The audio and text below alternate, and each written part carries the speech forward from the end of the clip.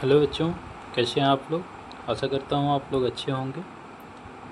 पहला वीडियो हमने इसका 10 क्वेश्चन डेली का आप लोगों को इसका वीडियो एक बना कर दिया था। आज मैं सेकंड वीडियो आप लोग के सामने उस 10 क्वेश्चन का प्रस्तुत कर रहा हूँ। चलिए आइए देखते हैं। पहला क्वेश्चन, कपास में रुई का प्रतिशत होता है। कपास में रुई का प्रतिशत कितना होता है? ऑप्शन नंबर ए 5 से 10, ऑप्शन नंबर बी 15 से 20, ऑप्शन नंबर सी 10 से 15, ऑप्शन नंबर डी 25 से ऊपर। तो यहाँ पे हमारा ऑप्शन नंबर डी एबव 25 ये हमारा सही होगा, क्योंकि कपास में रुई की मात्रा जो होती है वो 24 से 43% होती है। 24 से 43% ये इसमें मात्रा पाई जाती है। चलिए आइए आगे देखते हैं।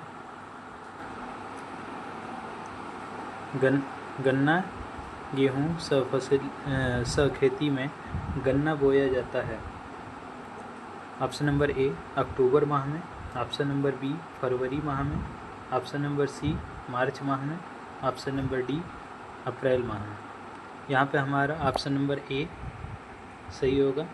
अक्टूबर माह में किया जाता है। गन्ना गेहूँ खेती में अक्टूबर माह में गन्ना बोया जाता है। जो अर्धसाली गन्ने की बुआई का समय जुलाई माह होता है जबकि। तो यहाँ पे हमारा ऑप्शन नंबर ये सही होगा।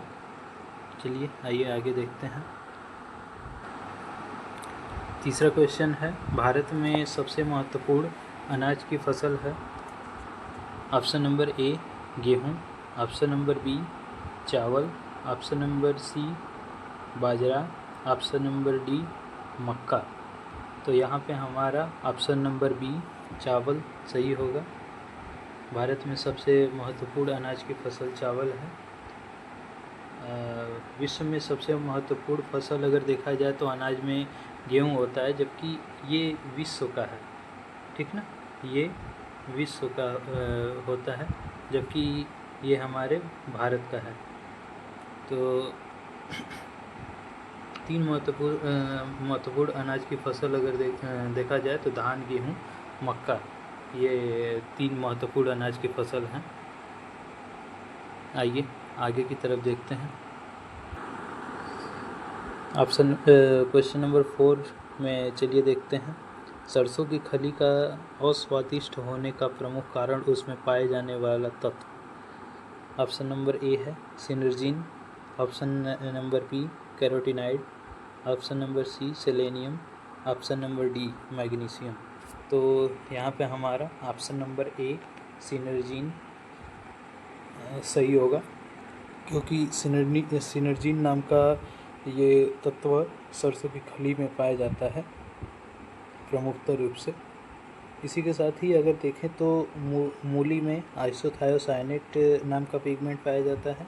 मिर्च में कैप्सेसिन नाम का, प्याज का अगर देखें तो एलाइल प्रोपाइल डाइसल्फाइड, और लहसुन का एलिसिन नाम के कारण उसमें अस्वादिष्ट होने का कारण पाया जाता है।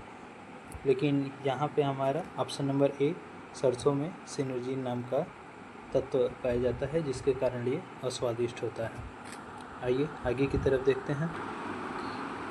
क्वेश्चन नंबर 5, फलों को भंडारण करने से पूर्व किस रासायनिक तत्व से उपचारित करना चाहिए? ऑप्शन नंबर ए है potassium metabisulphide, option number B गंधक जिसको सल्फर बोलते हैं, ऑप्शन नंबर सी क्लोरीन, और ऑप्शन नंबर डी ए और बी दोनों। तो यहाँ पे हमारा option number D potassium metabisulphide और गंधक, ये दोनों ए और बी दोनों सही है। तो यहाँ पे हमारा ऑप्शन नंबर डी सही होगा। फलों को भंडारण से पूर्व पोटेशियम मेटाबाइसल्फाइड या गंधक से उपचारित करना चाहिए, और उपचारण के पश्चात एल्युमिनियम या स्टील के ट्रे में फैलाकर ड्रायर में इसे 50 से 60 डिग्री पर सुखा लेना चाहिए। भंडारण के लिए साफ, ठंडी एवं शुष्क जगह का ही चुनाव करना चाहिए।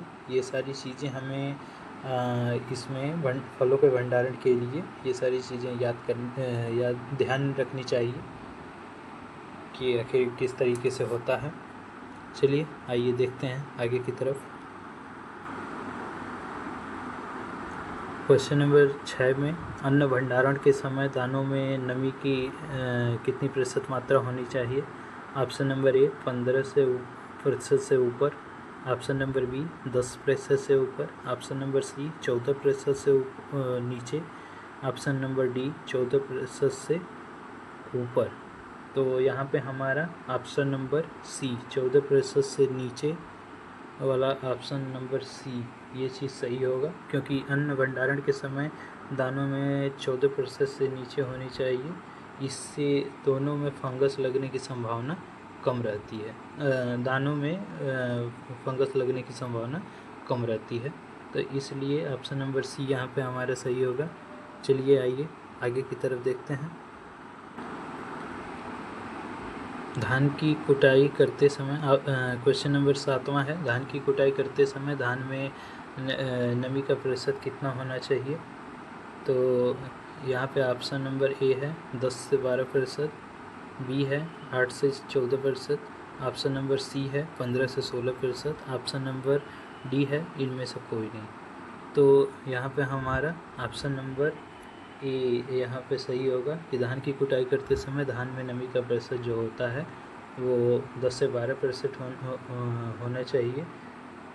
इससे अगर नमी की मात्रा अगर कम होती है तो धान के में जो चावल होते हैं वो उसके टूटने की संभावना ज़्यादा हो जाती है। आगे चलिए देखते हैं। आगे का क्वेश्चन है 8वां क्वेश्चन है। तो केले का भंडारण कितने डिग्री तापक्रम की आवश्यकता होती है केले के भंडारण के लिए? ऑप्शन नंबर ए है 12 degree Celsius, option number B 20 degree Celsius, option number C 13 degree Celsius, option number D 10 degree Celsius. तो यहाँ पे हमारा option number C 13 degree Celsius सही होगा, क्योंकि केले के भंडारण के लिए 13 डिग्री सेल्सियस तापक्रम पर 85 से 90% इसकी आर्द्रता पर 3 सप्ताह की अवधि के लिए रखा जाता है। तो यहाँ पे हमारा जो ऑप्शन यहाँ पे होगा वो ऑप्शन नंबर सी सही होगा। चलिए आगे की तरफ देखते हैं। क्वेश्चन नंबर ये 8 नहीं, एरर है यहाँ पे, 9वां क्वेश्चन है। केले के फल को पकाने के लिए कितना तापक्रम उपयुक्त होता है? ऑप्शन नंबर ए है 20 degree Celsius, option number B 30 degree Celsius, option number C 35 degree Celsius, option number D 25 degree Celsius. तो यहाँ पे हमारा option number A 20 degree Celsius ये सही माना जाएगा, क्योंकि केले के फल को पकाने के लिए 20 डिग्री सेल्सियस तापमान उपयुक्त होता है। ये केले में समान रूप से पकता है। तो यहाँ पर हम इसको ऑप्शन नंबर ए को सही मानेंगे। चलिए आगे की तरफ। ये हमारा लास्ट क्वेश्चन है, ये 9वां नहीं 10वां क्वेश्चन है। ये है हल्दी की प्रकंद की प्रोसेसिंग के अंतर्गत कितने दिनों तक धूप में सुखाया जाता है? ऑप्शन नंबर ए है 20 से 25 दिन, ऑप्शन नंबर बी है 30 से 35 दिन, ऑप्शन नंबर सी है 10 से 15 दिन, और ऑप्शन नंबर डी है 4 से 5 दिन। तो यहाँ पे हमारा ऑप्शन नंबर सी 10 से 15 दिन ये सही होगा, क्योंकि हल्दी में लाछड़ी जो पीला रंग व स्वाद लाने के लिए प्रकंद की प्रोसेसिंग की जाती है। सर्वप्रथम इसे सबसे पहले पानी में उबाला जाता है, जिससे इसमें विशेष प्रकार का स्वाद आ जाता है। इन्हें 10 से 15 दिन धूप में भली भांति सुखाकर एक ड्रम में डालकर इसकी पॉलिशिंग की जाती है, जिसके लिए तो ऑप्शन नंबर सी यहाँ पर 10 से 15 दिन मतलब धूप में सुखाया जाता है। ये ऑप्शन नंबर सी सही होगा। तो इस प्रकार हम लोगों ने पूरे 10 क्वेश्चन यहाँ पर देख लिए। अगर यहाँ तक आप लोगों अगर हमारे चैनल से बने रहे हैं तो वीडियो पर बने हैं तो आप हमारे चैनल को सब्सक्राइब कर सकते हैं, और साथ ही साथ इंस्टाग्राम पर भी जाकर आप हमारे पेज को फॉलो कर सकते हैं और ग्रुप से भी जुड़ सकते हैं। और आगे फिर हम आप लोगों के लिए 10 क्वेश्चन का एक नया फिर से एक वीडियो लेकर आएंगे। तब तक के लिए धन्यवाद।